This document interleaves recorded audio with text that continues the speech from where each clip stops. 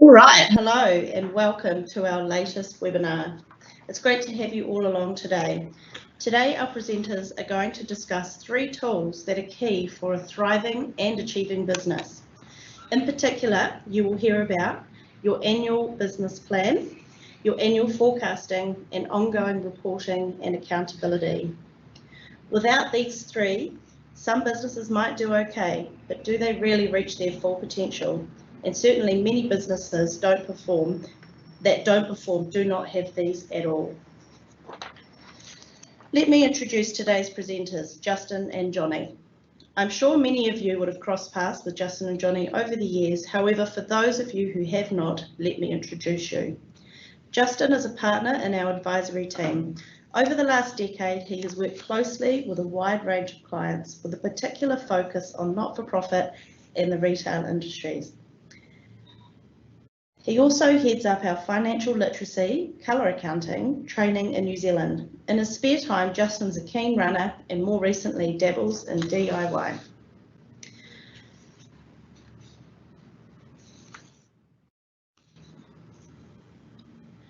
Jonny is a senior manager in our advisory team. He leads a team with accountants to provide expert advice and extra customer services to all of a wide range of our clients. He is a board member of Vitae, a national provider of workplace wellness and assistance providers. Great, so before we get started, I'm just going to do a bit of webinar housekeeping. So this is a Microsoft Teams live webinar. Excuse the sirens in the background. We will be on mute for the duration. We have allowed time for Q&A at the end of the presentation, so we welcome all of your questions. To ask a question, select the chat icon and then select Ask a Question.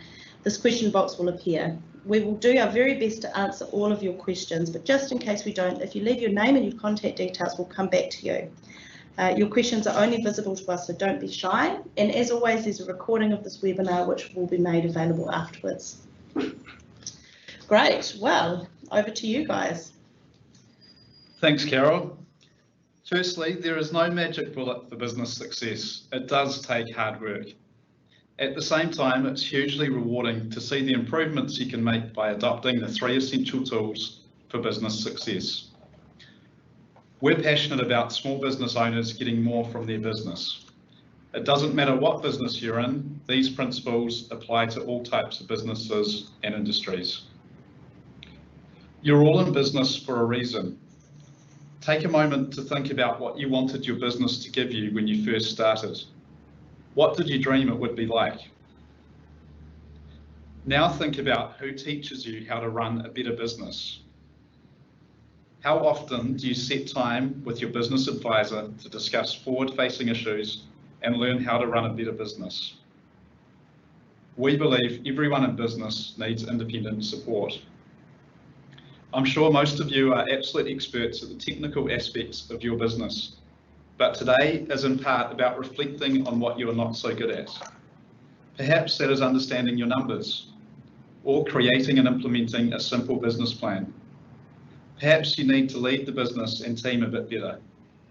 These are all things that we can help you with, things that you can improve. Today, I'm going to share with you the following: the power of 1%, having the courage to change, what the 3 essential tools for business success are, examples of how to use the tools, and then it's accountability time, the time for you to decide what you are going to do as a result of attending today. Please do make lots of notes during this webinar. If you don't write things down, you probably won't remember them. And if you don't write down your actions, they often won't happen. As Carol said, we want you to get maximum value from the session today, so if you have any questions, please do send them through on the chat. Small changes can have an incredible impact on your business. For example, if you increase your sales by 1% each day for a year, by the end of the year, you'd be selling 37.8 times more each day. Put another way, you could double your sales in just 70 days by improving 1% each day. What would your business look like if you doubled your sales? What would it look like if you increased sales by 37 times? Of course, it's unlikely that you'll have absolutely linear growth with your sales numbers. The point here is to illustrate the power of compounding growth. Even if you achieved a weekly increase in sales of 1%, then your sales would double in over 16 months. What we're looking for to achieve is continuous and sustained improvement. Small changes, not magic bullets. Now let's consider what happens if you don't make those changes. Let's say your competitors sharpen their game, or you fail to keep track of changes in technology, or to manage your team ineffectively because you're so busy and sales start to reduce by 1% each day. If your daily sales are currently $1,000 and your sales regress by 1% each day, your sales would be just $30 per day by the end of the year. Again, your sales are unlikely to drop in a linear way like this. The important point is that unless you make continuous improvement, your business performance is likely to drop over time. We all know this, right? But change isn't easy. So let's have a look at other businesses that haven't adapted to change and what the impact has been on them. Kodak became a poster child for companies who failed to react to the changing market. In 1976, Kodak claimed a market share of 85%. They failed to adapt to change, and by 2003, their market share had diminished to 15%. Kodak actually developed the first digital camera, but worried about the effect going digital would have on the sale of camera films. Their failure to accept the change from film to digital had a massive impact on their profitability. Now, most of us carry a camera around in our pockets, instantly uploading photos to social media to share with our friends. By the way, Kodak actually released their first smartphone in 2017.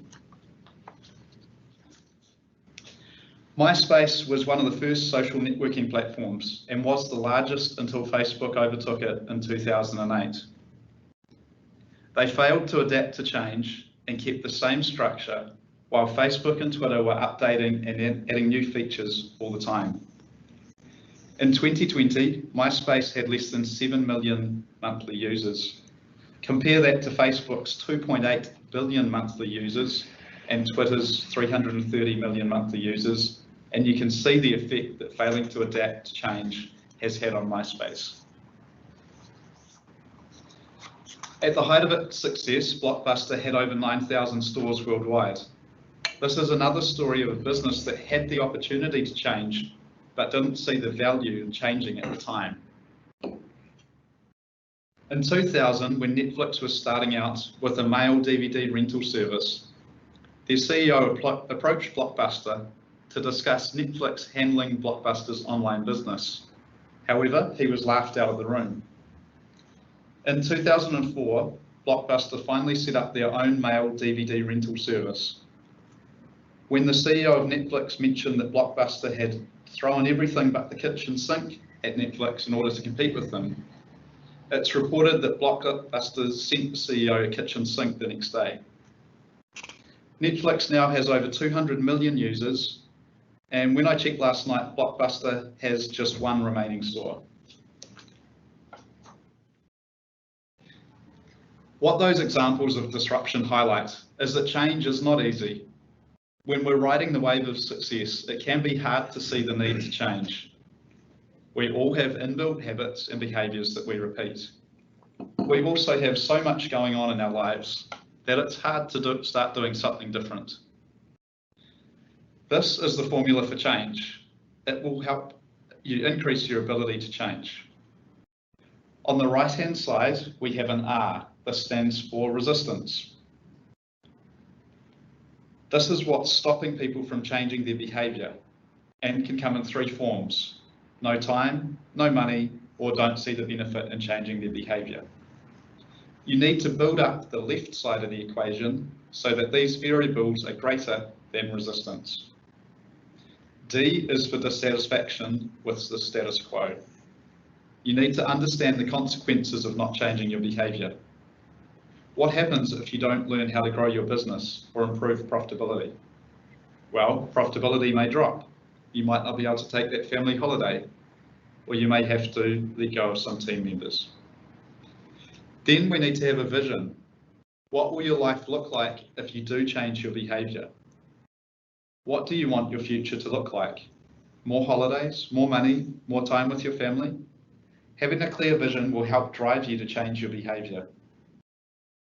Finally, what are the first steps you need to take in order to achieve that vision? The fact that you're here today means you are open to change, so that's a great step in the right direction. The 3 essential tools we're going to show you now are the first steps you need to take to start moving towards your vision of a positive future state. So in our view, the 3 most essential tools for business success are the annual business plan, an annual forecast, and ongoing reporting and accountability. And we refer to these as the business growth trifecta. A business plan takes your dreams for your business and lifestyle and breaks them down into goals with actions and due dates. The plan becomes your guide to deliver you the business outcomes you dreamed. Your annual forecast takes the budget from your business plan and breaks it down into monthly targets with details of income, expenses, tax, drawings, asset purchases, and loan payments. The forecast basically shows you the numbers you need to achieve your desired business outcomes. And ongoing reporting and accountability is a bit like the relationships you had with teachers at school. You had a target, maybe let's say homework, assignments, classwork, that once achieved gave you the ability to move to the next level of study. So the accountability was there, as there were consequences if you didn't do the work. But let's face it, how many of you would have completed your homework if there wasn't a teacher holding you to account? It's no different in business. Unless someone holds you to account, change just won't happen. So here's what we consider best practice for a business plan. Your business plan should have a clear purpose. It only needs to be a 5 to 7 word statement that explains your business, why your business exists for your customers. At BDO, our purpose is helping people helping people achieve their dreams. You need to clearly articulate your vision. What will your business look like in 5 years' time? What do you want to achieve? What does your business need to deliver to you? Remember, your business is there to serve you, not the other way around. State the hours you want to work, the holidays you want, and how much money you want to make. A simple high-level budget in your business plan helps identify revenue targets based on what you want to achieve. Key performance indicators, or KPIs, are things to measure that will make sure you're on track to achieve your goals. You don't want to choose too many of these, just maybe a maximum of 5, and make sure that you can measure them. You need to identify your opportunities and vulnerabilities, and then you can draw ideas from these for your plan. Your goal should obviously maximize the opportunities and mitigate the vulnerabilities. And then your business plan should have your goals for the year. Make sure these goals are measurable and achievable, and those should then cascade down into 90-day goals with clear actions and a person responsible for each action. Review your business plan regularly to ensure the actions are being completed by the due date, and update your 90-day goals each quarter. These are the rules we follow when we assist our clients to develop and update their business plans. So firstly, all key decision makers should be involved, and they should come prepared by completing pre-work. This ensures everyone has taken time to reflect and everyone gets the chance to have their view heard. It also allows us to identify any areas of conflicting opinion or misalignment. And we recommend using an independent facilitator to help resolve any disagreements and ensure everyone can have their say. And your business plan should just be on one page. I mean, it could be double-sided, but there's no point in developing a 30-page business plan that is put away in a drawer to gather dust. Your business plan needs to be easy to refer to so it can guide your decision making. Make sure you share your plan with your team and stakeholders so they can buy into your vision and align their goals with yours. Report against your business plan and ensure actions are being completed so you are on track to achieve your goals. Review and update your goals often, perhaps each quarter, and make sure you do a full review of your business plan each year and update anything you need to. So what will this one-page business plan look like? Here's an example. All components are clearly identified, so it's easy to read and understand. The purpose, vision, what you want to achieve, and value sections are all at the top. Then we have our high-level budget. We update the year-to-date column each quarter to ensure we're on track. Next, we have the KPIs we'll be measuring. You can see the targets for KPIs, so we know what we're aiming for. We've also identified our ideal client and our value proposition to them. And then we have our opportunities and vulnerabilities. And then we've identified our most critical challenge. On the back page, we record our goals and actions. So first, determine your annual goals. Then break down each goal into 90-day goals. Each of these should be a step towards achieving your annual goals. Then work out what actions you must take in order to achieve those goals. Record who is responsible for each action, and the due date is essential to make sure someone is accountable. We recommend setting a maximum of 4 goals for the year. This ensures they are achievable and you have time to focus on each goal. So that's your first tool, your annual business plan. Thanks, Johnny. The second essential tool is the annual forecast. Don't wait for the bank to ask for a forecast. Every business needs to have a forecast, even if it has positive cash flow. A forecast can help you unlock a lot of cash just by making a few changes. You developed your high-level budget in your business plan. The annual forecast will break this down into monthly targets. These targets will account for seasonality and allow you to predict and prepare for any significant cash outflows. As with the business plan, there are several components that make up your annual forecast. You'll have a forecast for your profit and loss, a cash flow forecast, and a balance sheet forecast. So what might these look like? The first report is your profit and loss forecast. It measures your business efficiency. As its name suggests, this report shows you whether you're going to make a profit or a loss each month. It gives you the flexibility to allow for seasonal fluctuations in your business, as opposed to lumping all income and expenditure into one annual total. What is really important to understand here is that profit and cash flow are not the same. Some costs do not appear in the profit and loss forecast. Examples are tax payments, asset purchases or sales, loan repayments, and drawings. So you need to make sure that you're going to make sufficient profit to cover these additional cash costs. Let's look at the cash flow forecast next. The second report is your cash flow forecast. This report shows all movements of cash in and out of the business on a month-by-month basis.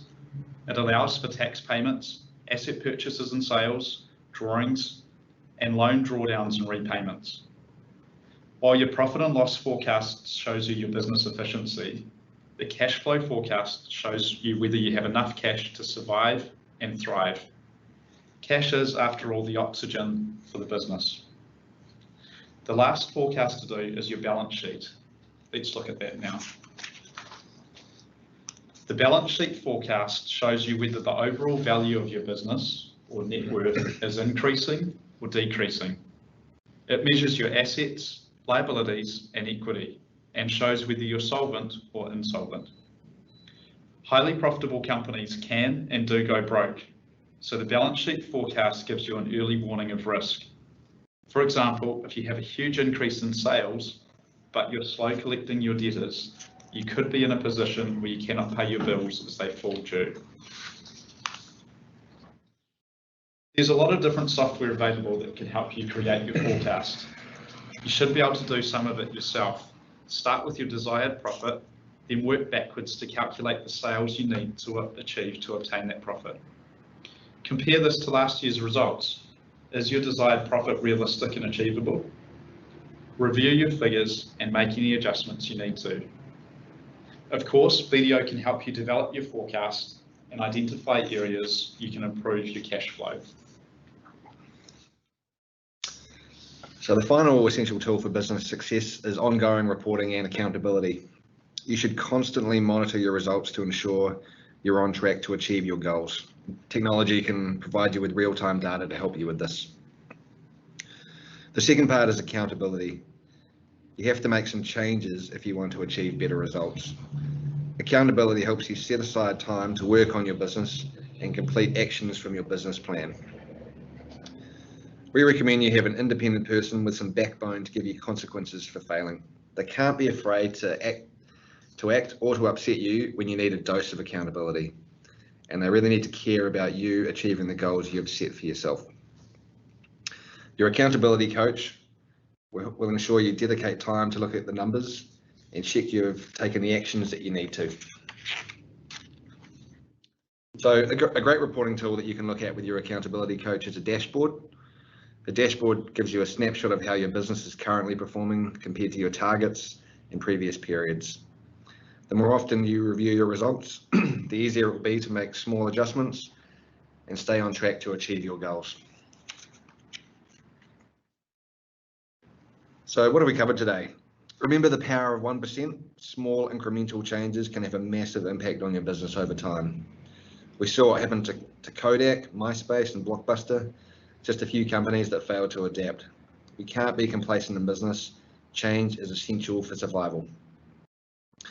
And of course, the 3 essential business tools are an annual business plan, an annual forecast, and ongoing reporting and accountability.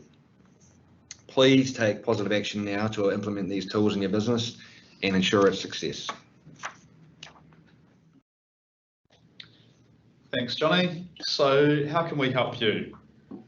For those who need accountability to make the changes and achieve their goals, we offer quarterly coaching sessions where we update your 90-day goals and actions and hold you accountable to achieve them. Our business planning service consists of a 4-hour session where we'll develop a business plan with you like the one you saw earlier. We can also prepare a cash flow forecast for you. Or if you really want to improve the cash flow in your business, we offer cash flow management coaching, which consists of 4 accountability sessions held quarterly. And for attendees on today's webinar, we are pleased to offer a complimentary 30-minute meeting to discuss your goals and find out how we can work together to achieve them. One of the biggest problems in business is failure to implement. If you don't write down the actions you need to take, you often won't do them. So what 3 actions will you take after attending this webinar that will add value to your business? Doing nothing is simply not an option. Remember, the definition of insanity is doing the same thing over and over and expecting different results. So we challenge you to do something different today.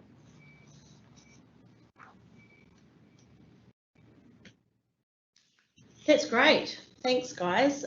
Really useful stuff in there, and I think it's really nice to hear how it all comes together, because you always hear the jargon of a business plan and a forecast, and actually understanding how the 3 of them connect is, I think, will be really beneficial. We have a couple of questions. So the first one I'm going to do is for you, Johnny. Johnny, can you please tell us about any of your clients who have successfully put in place reporting and accountability? Yeah, so obviously we'll talk about those clients on a no-name basis. So we talked about having an independent person to hold you to account and give you consequences for failing. And actually we're currently acting for quite a few clients in that role, and I think we're pretty well placed to do that. We understand those clients' businesses. We've helped them develop their business plans and forecasts. We know the goals they set for themselves, and we have access to information to find out if they've achieved those goals. And yeah, we're pretty happy to hold our clients to account in a pretty fair and honest way. So yeah, definitely helping a few clients be successful in that area. Great, must be so rewarding. Cool. Okay, so Justin, I'm going to throw this one over at you. So you talk about a 1-page business plan. That doesn't sound like enough, given the complexities even small businesses are facing. Yeah, it's a good question, Carol. Our view is it's about quality over quantity and having a concise set of key performance indicators to focus on. Depending on the complexity in your business, one page in itself may not be quite sufficient, but in our experience, it's a very good place for most SMEs to start. You could think of it using the rock, pebble, sand analogy, where the rocks are the KPIs from your one-page plan, the pebbles are the 90-day actions to help achieve those goals, and the sand is the day-to-day small changes that you need to make to move toward your goals. That's great. Awesome. Okay, so if anyone has any more questions, please do not hesitate to get in touch with either myself or Jonny and Justin.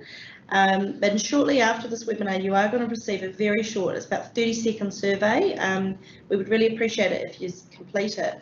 And as an added incentive, Justin is actually offering to do a draw of the survey respondents, and we'll send a bottle of bubbly to someone. Maybe this can be used to celebrate taking the first steps towards maximising your business success. Excellent. Well, that's it from us today. Thank you so much, Jonny and Justin, for your time, and a really special thanks for everyone who attended and participated, particularly those two people who sent through those excellent questions. We look forward to hearing from you, and also keep an eye out for any future webinars that we might have coming up. Thank you. Thanks, guys.